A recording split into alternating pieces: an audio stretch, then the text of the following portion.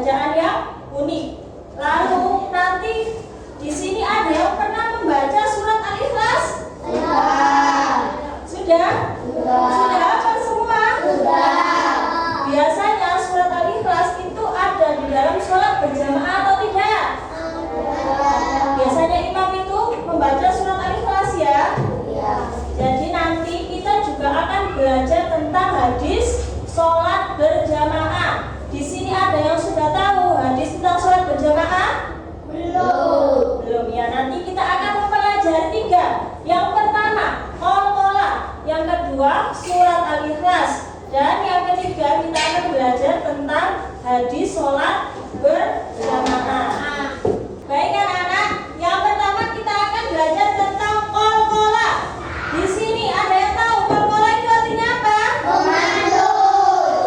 Ayo sebutkan huruf Qalqalah ada berapa? 2. Apa saja?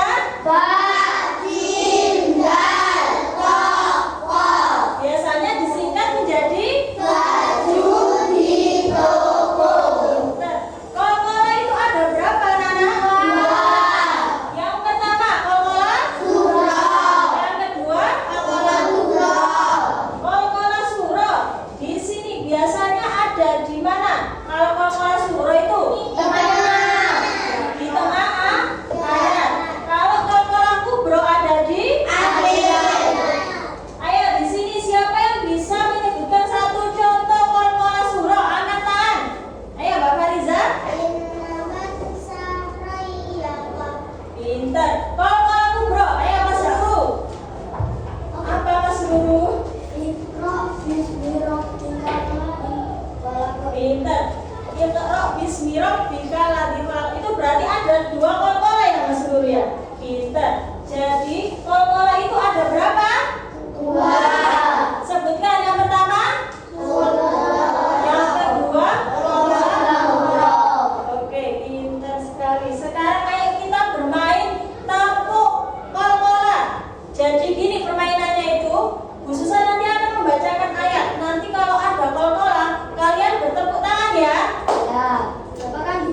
1 kali saja, nggak apa-apa. Ayo. Bismillahirrahmanirrahim. Qul huwallahu ahad.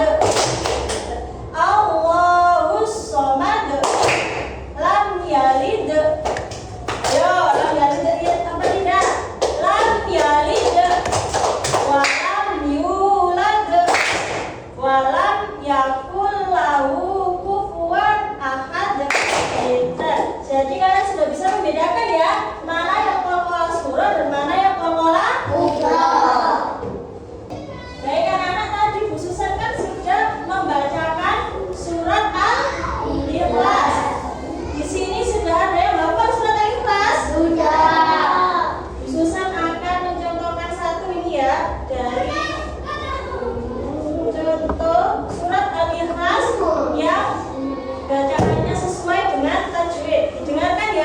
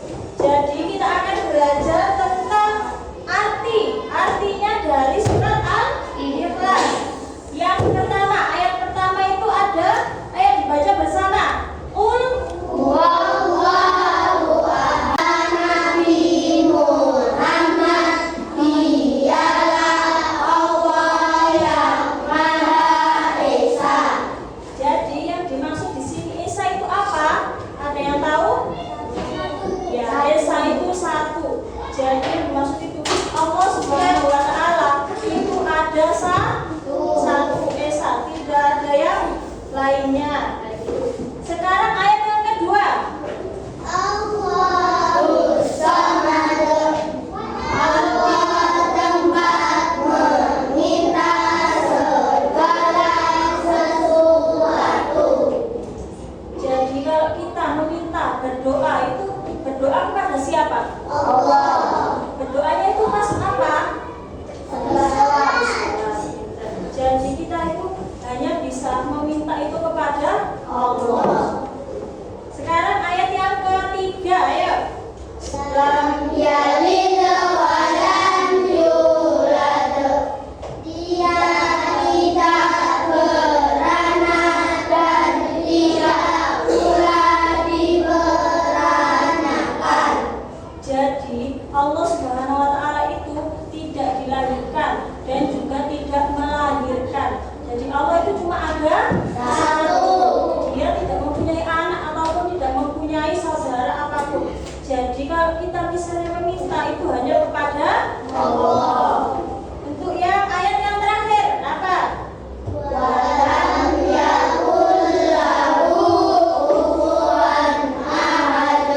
Serta tidak ada sesuatu pun yang setara dengannya.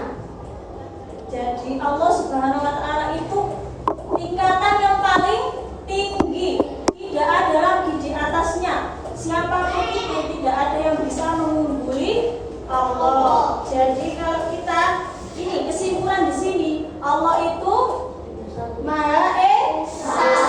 Lalu Allah itu tempat meminta segala sesuatu. Yang ketiga, Allah itu tidak melahirkan dan dilahirkan. Pinter. Baik anak-anak, sekarang kita bermain lanjut ayat. Nanti Bu Susan akan membacakan surat Al-Ikhlas, kalian lanjutkan ya. Bismillahirrahmanirrahim.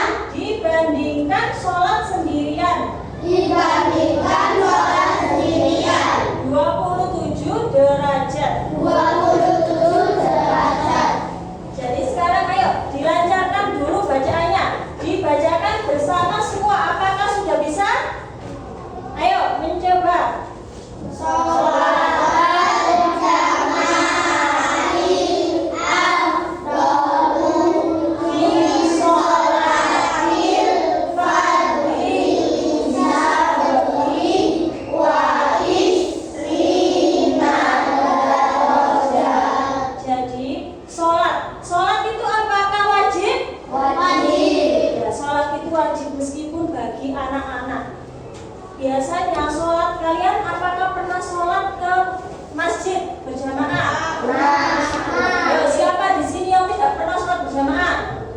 Ya, tidak ada. Pintar. Sholat bisa dilakukan sendirian maupun berjamaah.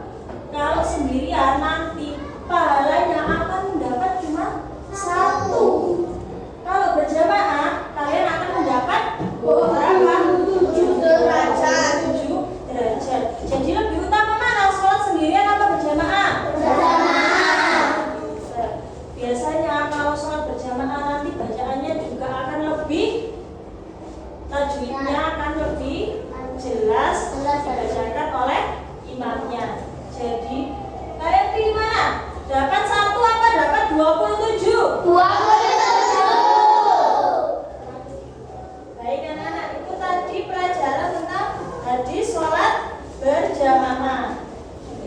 Baik anak-anak, hari ini kita sudah belajar 3 materi di pelajaran hadis. Yang pertama belajar Al-Quran, yang kedua surat Al-Ikhlas, yang ketiga hadis tentang sholat. Di sini ada yang ditanyakan? Baik, kalau tidak ada yang ditanyakan, Bu Susan akan memberi tugas berupa LKPD yang dikerjakan secara mandiri. Di sini ada 3 tugasnya ya.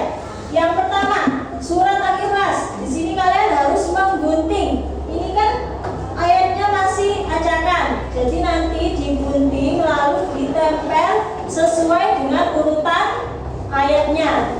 Yang kedua, ada tugas tentang qalqalah. Kalian harus bisa membedakan mana qalqalah surah dan qalqalah kubra. Nanti kalian saling, kalian tulis di bawahnya. Yang ketiga, ini tentang hadis sholat berjamaah. Kalian nanti menebalkan saja ya, dikasih pensil, ditebalkan hadis sholat berjamaah beserta artinya. Baik, sekarang Bu Susan bagikan ya.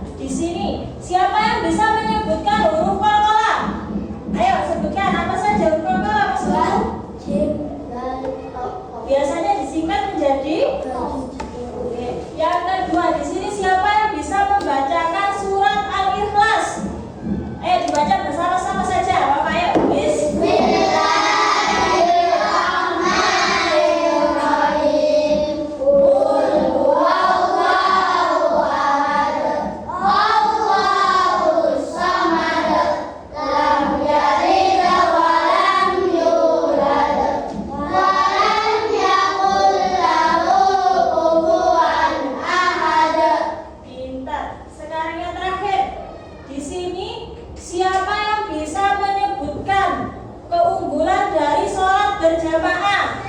Ayo, Mbak Fariza, apa? Sholat berjamaah mendapatkan 27 derajat, sedangkan sholat sendiri akan mendapatkan 1 pahala. Iya, pintar sekali. Jadi kalian memilih apa? Sholat berjamaah apa sholat sendirian? Sholat berjamaah. Baik anak-anak, terima kasih. Kalian semua hebat bisa mempelajari 3 materi. Terima kasih. Ayo mari kita bertepuk